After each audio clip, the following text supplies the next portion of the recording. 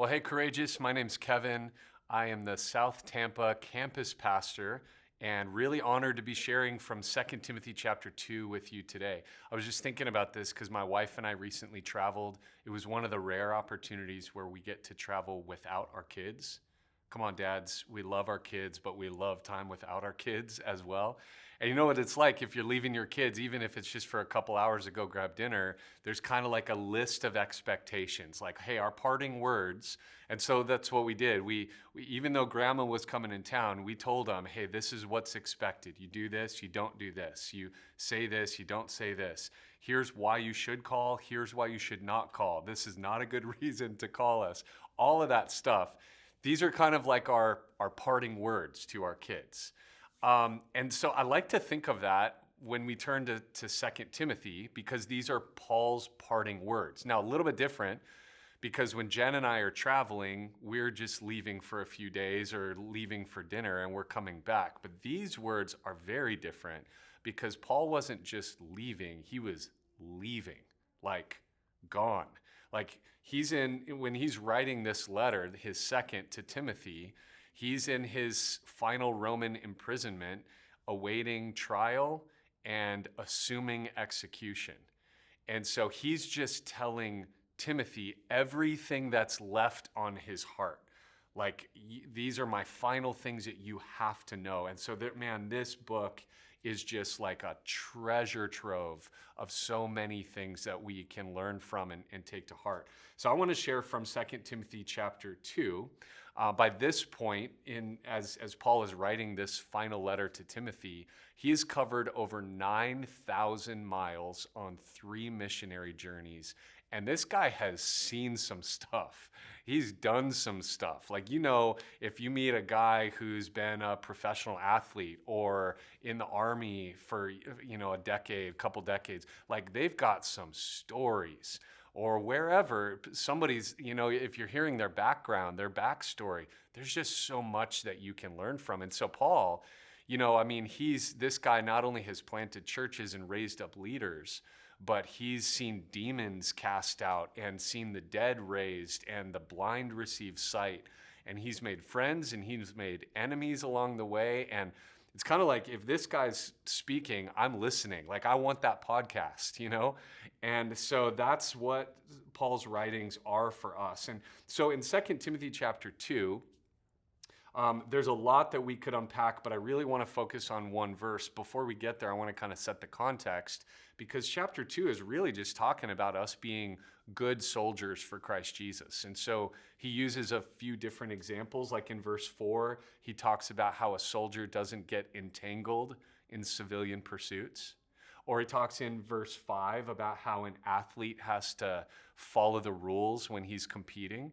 Or in verse 6, he talks about how it's the hard work of the farmer that harvests the crops. And then if you look ahead to verse 20, he's talking about in a household that there are honorable vessels and dishonorable vessels, some that are useful, some that are not. And of course, we want to be, his wording in verse 21, honorable, set apart, useful, ready for every good work. And so then the question is, how can we be those men? How can we be honorable, set apart, useful, and ready for whatever comes our way? And I think the game plan is packaged very simply, very succinctly in one verse. And this is the whole focus of these next few moments. One verse, and it's super easy to remember. 2 Timothy 2:22. 2 Timothy 2:2:2. So if you're ever wondering, what do I do? What's the game plan? 2 Timothy 2:2:2. Here it is.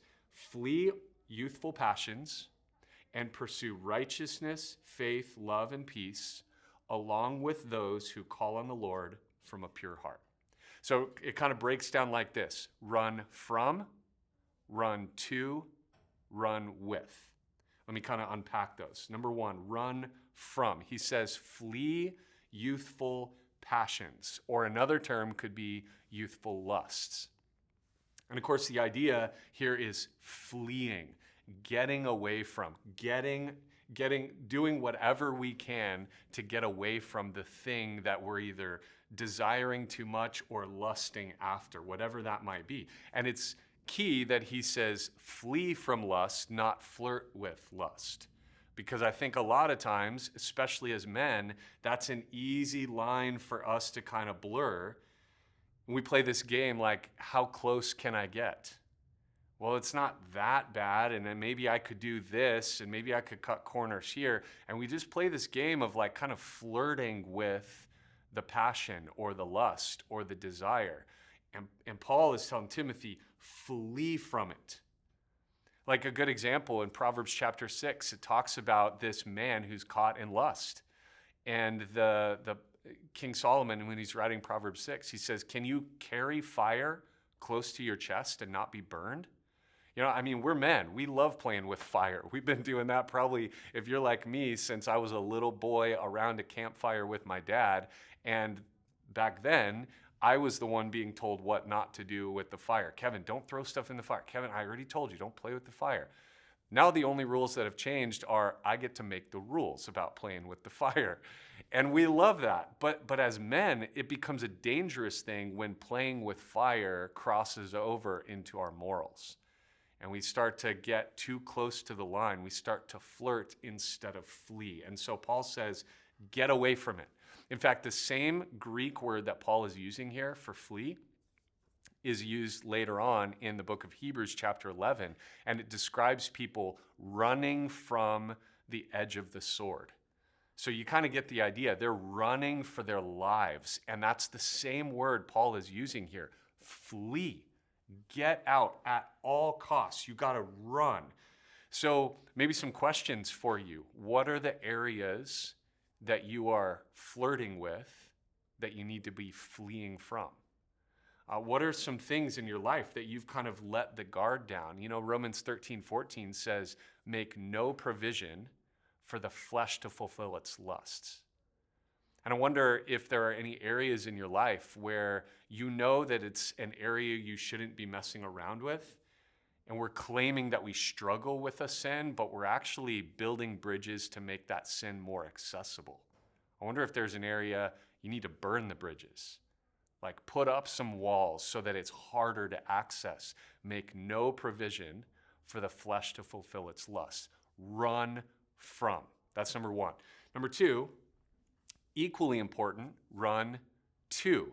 He says, pursue righteousness, faith, love, and peace. So we run from temptation, but we run to something better. And this is so important because following Jesus isn't about a list of things we don't do. It's about a whole new way of living, things that we do as followers of Jesus. You know, we don't want to just be known for a list of things that are no longer a part of our lives that we don't do anymore. We want to be known for what we're for. We're followers of Jesus. So we're not just spending our lives running away from things, but we're running to things that are significantly better and life-giving. And that's the wording that Paul is using here. And again, the key word is pursue here in the second part. It demonstrates, it implies intentionality. Because, you know, the idea, like if we went back to the illustrations early on in 2 Timothy verses 4, 5, and 6, there's not a soldier who's going to accidentally stay focused at war. He has to work at it, you know? There's not an athlete who coincidentally won the Olympics. They worked for it. It was a pursuit. There's not a farmer who happens to end up with healthy crops. He put work into it and he harvested at the end of the season. So all of that is intentional. It's a pursuit. You're not just running away from things, but you're running to something better, because you will not ever accidentally live a godly life. This is an important thing for you to sink, for us to let this sink in. You will not accidentally live a godly life. It will take an intentional pursuit, a decision. This is how I'm going to live. And so I love that he gives us a list. If you want some things that you should run toward, Try these 4 things: righteousness, faith, love, and peace. Because think about it. Aren't those the opposite of lust? He just said flee lust. Pursue righteousness. Why? Because if you're pursuing righteousness, you can't pursue rebellion. If you're pursuing, he says, righteousness, faith. If you're pursuing faith, you can't pursue a selfish, faithless life. If you're pursuing love, you won't pursue lust. If you're pursuing peace, you won't live a life that's full of chaos.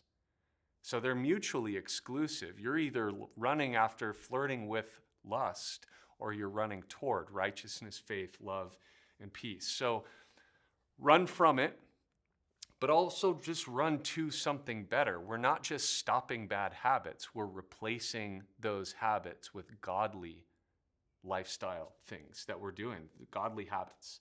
So run from, run to, and finally, run with. This, I would say, is arguably the most important of the 3, although you need all 3, because there's only so long that you can run away from things and run to things all by yourself, which is the whole reason that you're at Courageous. You know, maybe, I'm not sure what it was that brought you to Courageous. Somebody told you there was free food the first night you come. A friend brought you, they bribed you, you needed a ride and they promised coffee afterwards. Whatever got you here, we're glad that you're here. I don't know fully your motivation for getting here, but I'll bet deep down, ultimately there was a desire, like I want to get connected with some other men.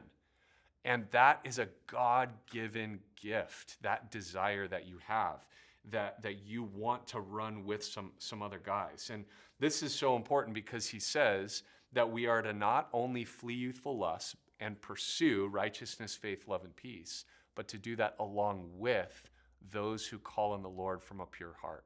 We need other men around us. And so if you're wondering, like, man, where do I even start with that? Well, take a look around the room. Take a look around your table. You've got some great men surrounding you. And if you don't know where to start, you're brand new to this, you haven't connected yet, you're in the right place. You just got to let somebody in. You got to open up. And what you'll probably find is that when you start to speak up, not only does it set you free, but it may even give somebody else an opportunity to speak up about what they're struggling with. You know, there's really 2 channels for what we do with our sin. 1 John 1:9 says that we confess our sin to God, who is faithful and just to forgive us and to cleanse us from all unrighteousness. And James 5:16 says we confess our sin to one another and pray for one another that we may be healed. The effective, fervent prayer of a righteous man avails much. So 2 things. When we sin, not if, when. You take it to God for forgiveness, and you take it to others for healing. We need both. Don't stop at just taking it to God, but also invite some other guys, right? You're running from, you're running to something better, but you're running with. You got to be running with other men. So I want to encourage you to lean into the tables that you have right here, the opportunities, the relationships that either have already been building or you're just getting to build right now, whatever it is. And remember this, when you're tempted, not if, but when, the play is very simple. 2 Timothy 2:2. I'm not saying it's easy, but it's simple. Run from, run to, and run with. Lean into those relationships. They're right in front of you. God bless you guys.